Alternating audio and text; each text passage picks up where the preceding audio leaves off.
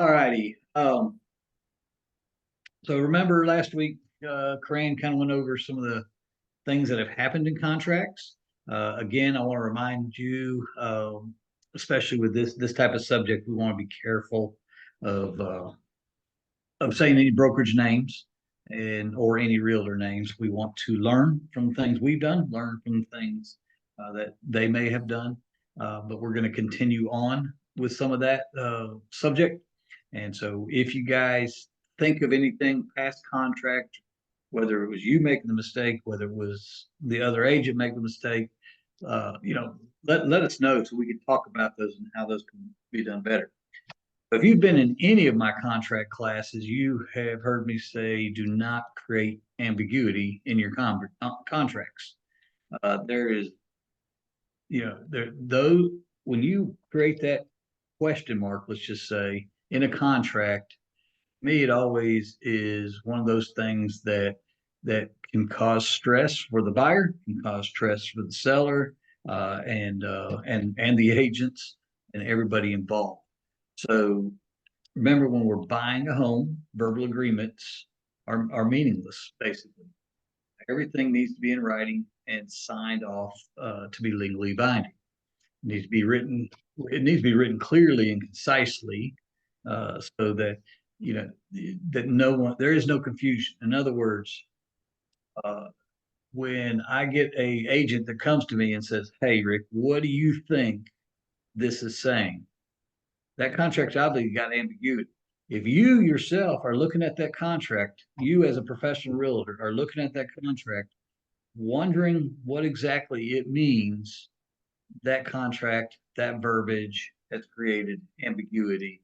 Uh, to you, what's it going to do to your buyer or to your seller? Okay. So we want to, we don't want to give in an offer, we don't want to give the seller any wiggle room.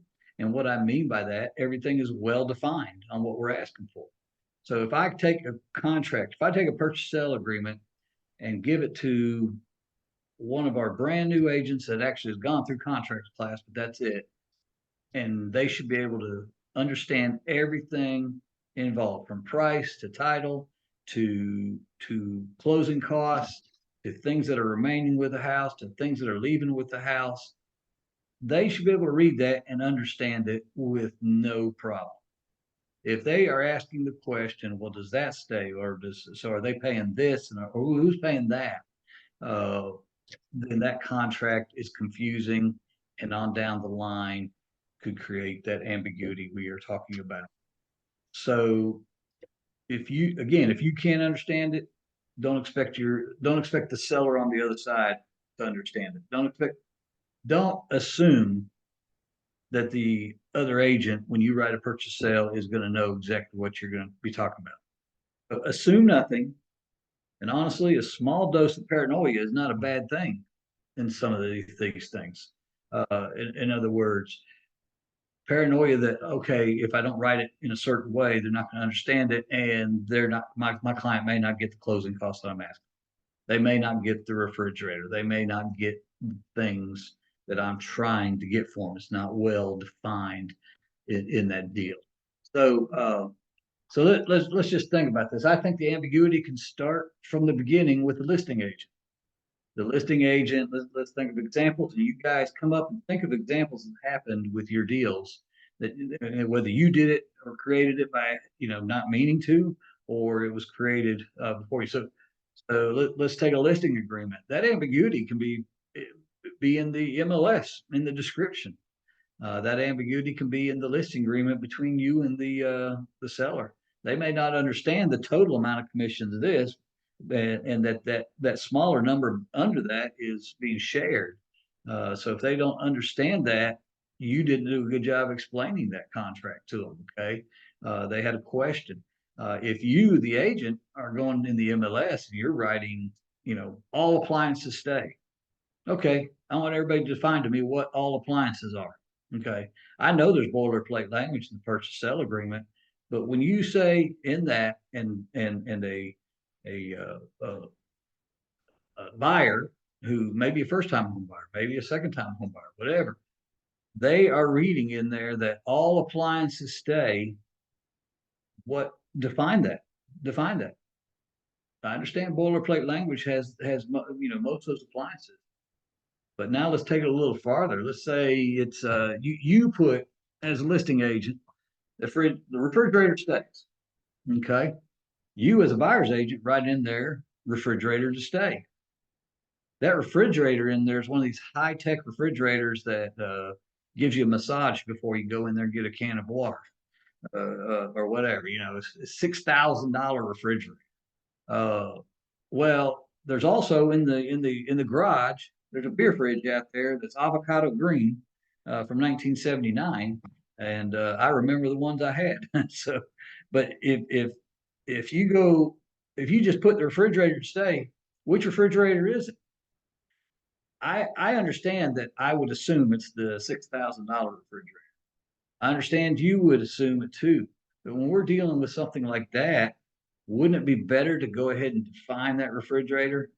Hey, it's the whatever. I'm looking at my refrigerator. It's a Samsung, whatever series refrigerator to stay.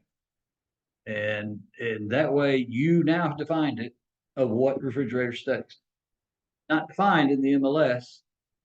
It just says refrigerator stays. Same things that with things that need to be taken out of the house. If you're writing a contract and you want all the trash to be removed and you want the house clean, you need to define what that means. That means everything out, professional company to clean, or does that mean homeowner can clean? You didn't define it. You just said house clean. Well, let's define clean. My clean is going to be different than my wife's clean. Trust me. And she cleans like crazy, and I'm not as neat as she is. And so those two definitions of clean, just within my household, are different. What about let's take this on into the repair proposal. You say in the repair proposal, hey, I want you to have a new roof, or we're requesting a new roof. Inspector says roof's got 2 years left on it. Buyer's requesting a new roof.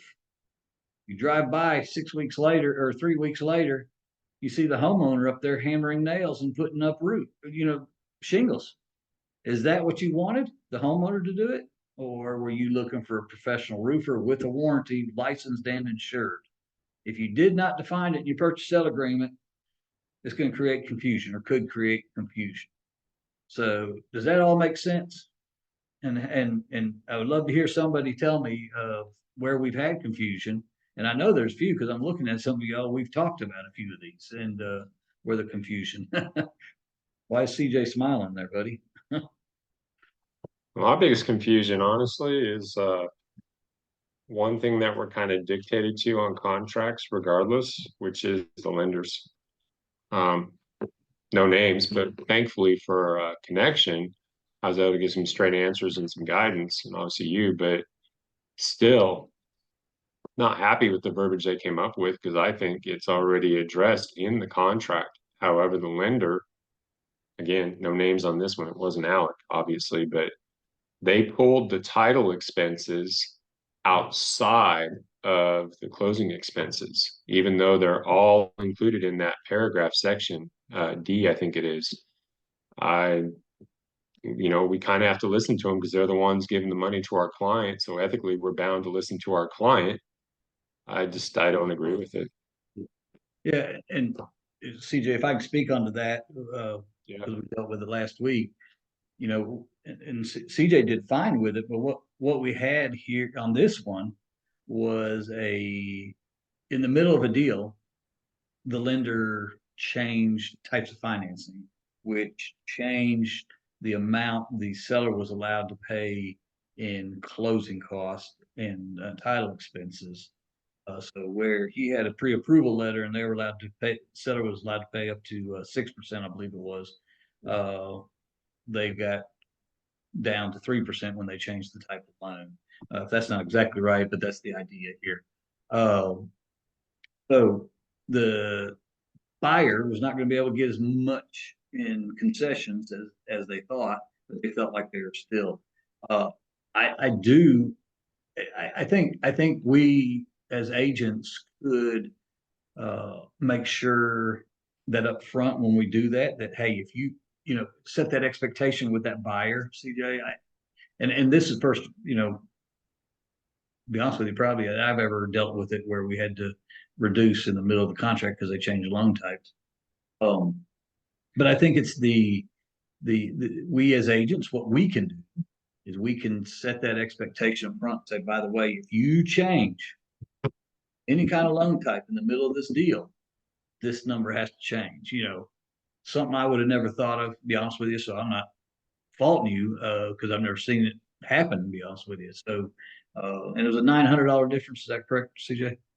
Yeah, it ended up being that because we actually negotiated the termite into it. But I mean, I agree with you regardless. I mean, it's on me because ultimately I'm the one that's responsible. So Yeah, I think it's just that expectation. We talk about that a lot. Is do we create that expectation through the whole deal, through whether it's a listing or whether it's a buy? It, you know, especially on these things when like listings, make them understand. Hey, the market right now, we're looking at 90 days. Uh, hey, we're looking at price drops. Hey, we're looking at they that way when we go talk to them and we have to bring those things up, we've already created that warning that these things could happen or will happen. Um, Again, this was a first for me, so I've never told that a client that hey, by the way, if you change your loan types, change the way we're getting. But we haven't asked for as much as we're asking concessions in a long time. Now we're able to. Uh, so that's something that as agents, if you guys will think about that, if you're getting the total amount, I mean, the max amount of closing costs, and that's usually on a conventional with 20% down, you can ask up to, is it 6%, right, CJ? yeah, it's 3% if it's $10,000. If it's over $10,000 they're placing down, then you can go up to 6%. Yeah. So when we do that, and when we draft that contract, we need to make sure that client understands. Any of those terms change, it could affect how much we're allowed to get back from or how much allowed the sellers allowed to give us. So just knowing, and that's why we a lot of times talk about loan stuff. It's not because I want you to be LOs, loan officers. It's because I want you to understand where we're at. I often do call the loan officer prior to writing the contract and saying, "Hey, how much are they allowed to get back in closing costs from this? Because we're going to ask for everything." So they're going to tell me one amount, but again, this deal they changed the loan and the product in the middle of the contract, which affected all that. And the buyer thought that they still should get the most amount. So that would have been a help. That it would have been a helpful conversation for the lender having initially, because that's initially where it started uh, Yeah. on this one. And I know that's where your contention was with this one. But so anyway, anybody else got anything they've had? So so as we write contracts, guys, just really, really think about what we're doing. Think about don't as agents we should not be trying to get one up on the other side. I'm all about negotiations. I'm all about getting the best deal for your client, the best deal, the best price for the house, and with the right incentives for that for the buyer, and the most money for the seller. Yeah. So I'm all about that, but we got to do that in the context of not, I mean, not being vague about things. I think sometimes that those verbal conversations, even that we're having with other agents, we can create ambiguity as we move through. We want transactions to be smooth. I really like it when a client will sit down at the closing table and say, "Oh my gosh, that was the easiest deal." Everybody kept saying it's going to be stressful, but it wasn't. You did great. They don't know the stress on the other side half the time, but that's good. As agents, you're doing a good job when that happens, and we can prevent that uh, by by crafting and drafting uh, our paperwork correct. And remember, counter offers is one that I see a lot of times. Really, people get burned on. So it's what when you start writing anything, okay. So counter offers are writing things in. It's not pre-printed. Same thing with special steps in the purchase sale or the listing agreement. When we start writing those things, that's where I see most of the trouble happening with contract construction. And again, when you're reading that and going over that, if you're the listing agent, you're going over that with your seller and you're looking at it and you're explaining to them it, if you just say, I think that's what this means, and then you explain it the way you think, you could have created a problem. So don't assume nothing. Again, that healthy paranoia and just verify and have it rewritten. Counter back with it rewritten the way to make sure that it's correct and right on those. Uh, so the repair proposal we talked about, again, we're asking for a licensed, qualified contractors and with the receipts be given to you before closing. Because again, you don't want to go by and if you've asked for a new roof and that's all you put, and homeowner decides to get there and put this new roof on to save money, uh, probably not what you meant. Um, and same thing in these counters. Uh, Read your counters. Make sure you are putting in the things that you want. That remember they don't carry over from counter to counter. So it's whatever's in the purchase sale agreement and whatever's on that last counter offer. So make sure you're not missing something in there. If you need any help with that, call me. We'll go over together. Um, so I hope that helps. I hope. And anybody else got any stories or thoughts or questions? Yeah, Sarah and I last year we had a the loan officer was out of Georgia, but his company was out of LA. And this one agent would not accept our offer because the loan officer address was an LA address. Hmm. And it was very baffling because it's like, okay, you're gonna reject this offer because the loan their main office is in LA. And it was weird. And I So I think that's probably the seller's agent doing that, isn't that? it was. Because I guarantee you that the seller was don't care. They just want their money.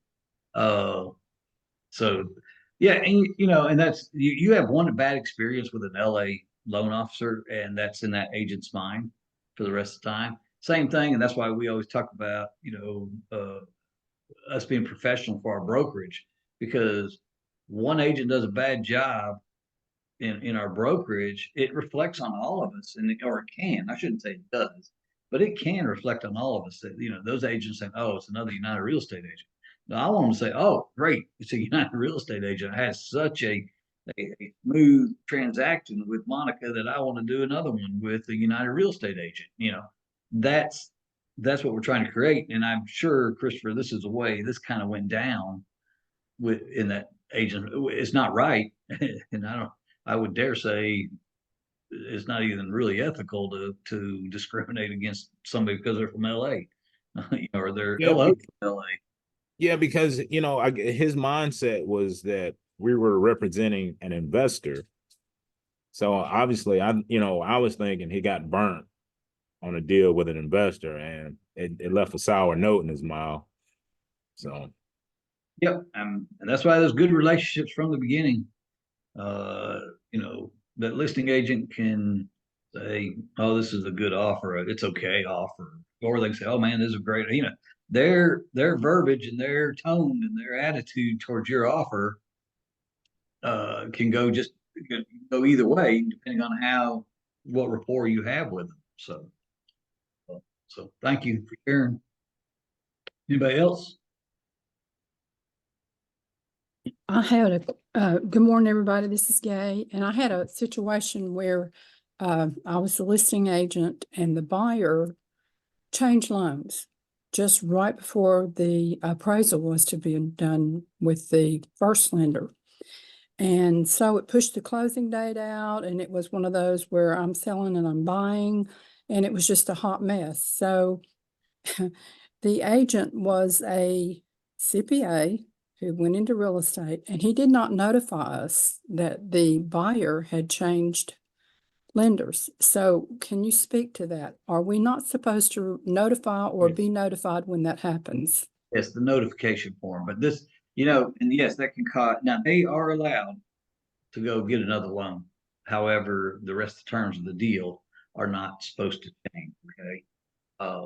So just like cash, you can put a cash offer, but that does not, the contract reads, it does not take away the ability for that buyer to go get a loan. However, the rest of the terms of the contract don't change, and also you can't use failure of getting a loan as a reason to get out of the deal. So in this case, yes, if they'd have notified you, now I will tell you, I tell agents all the time, we got to own both deals, both sides. Okay. Well, you're the listing of the buy, you own both sides, because we will have agents like the CPA that was not doing what they're supposed to and notifying you of this transaction, which pushed it out. So what I do in talking to loan officers and talking to title, Tuesdays are the best day. Mondays are coming back off the weekend, got things in the mail, they got to take care of. Not a good day. Call every Tuesday. Everybody that's part of the deal. You call, if there's two title companies, you call both title companies. Loan officer, you call that loan officer and just see how, hey, do you need anything from us? You call the agent, and then you call your client last and update them on whatever's happening. Okay. So in this case, Gay, it'd have been calling that loan officer every Tuesday. Everything going well? Do you need anything from us? Do you see us closing on time? Any changes? You don't have to. He doesn't have to give you specifics because he's not representing, your client. He's representing the buyer. However, between the LO and the agent, somebody should have given you a hint during those conversations that, okay, hey, look, they're probably going to have to go FHA. They don't quite qualify enough for conventional like we thought they did. So anyway, that's my recommendations. I call every Tuesday, all parties to the deal, except for the buyer or seller who's not my client, but everybody else I call and just check, and do you need anything? Is there anything we can help? And you'll be shocked how many times you'll catch something that's not a big deal most of the time that you can get pushed forward or make sure it's done or a reminder, and it doesn't hold up the deal. So a lot of these loans, when they change them, yes, they should notify you. The notification form, that's what the notification form is for. And we should be using it more as agents. When we got insurance, if we're representing a buyer, they've got they've applied for the insurance, you're supposed to notify the other side that, hey, insurance been applied for and received. But it's a number of things, that notification form. I encourage you to read over it, see how many things you can use it for. The other form does that answer your question, Gay? Yes, I mean, it was a matter, I think, of the agent didn't have control of his file with the buyer. He Yeah. was a younger man, and he was a CPA. So, he wasn't playing by the rules. He knew what he was doing. But I mean, I just thought I'd bring that up. And that's a great idea to use one day of the week to check on your files. Yep. And that's what owning the deal. And when I say own both sides of the deal, what I mean by that is you're taking control of that deal. I'm shocked how many agents check out once the contract is, and we've all dealt with those agents. You can't get a hold of them after you got a signed contract, and text them, call them, email, nothing. However, they get a hold of you as soon as they need something. Right. By controlling that deal, controlling to an extent without acting like you're controlling, but hopefully you get a good agent on the other side. It's an easy call. Oh yes, everything's going fine. It's done. But we've all had those that we've had to take a little more control over and to make sure these things get pushed through. And like yours, you had so many dominoes that had to fall to get the deal all the way through. So it gets tough. Yep. Okay. Thank you. Thank you. y'all, and when you're writing in the any contingencies in the purchase sale, whether or in a counter offer or anything, don't forget Form 707. That is 7 pages of different verbiage or that has been approved for you to use to write. You guys call me all the time. Hey, what should I do and write in here? Guess what?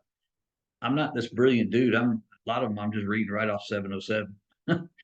Cool. You guys got access to that form. I recommend you have it downloaded on your computer that you can pull it up at any time and get some. Now, if you can't find exactly what you need, yes, call me, please. But just remember that. So 707 is available so that help prevent us again from creating that ambiguity. So, anybody else have anything? All right. Any wins this week? Any contracts?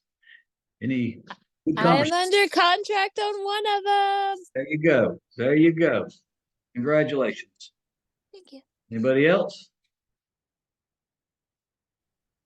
Congrats, Marla. Yep.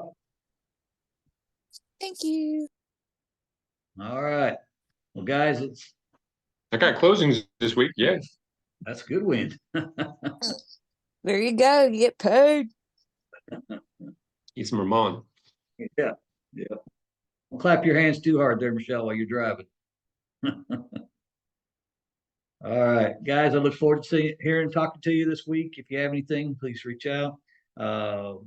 Be back here Monday, same bat channel, same bat time. And just let me know if you need anything.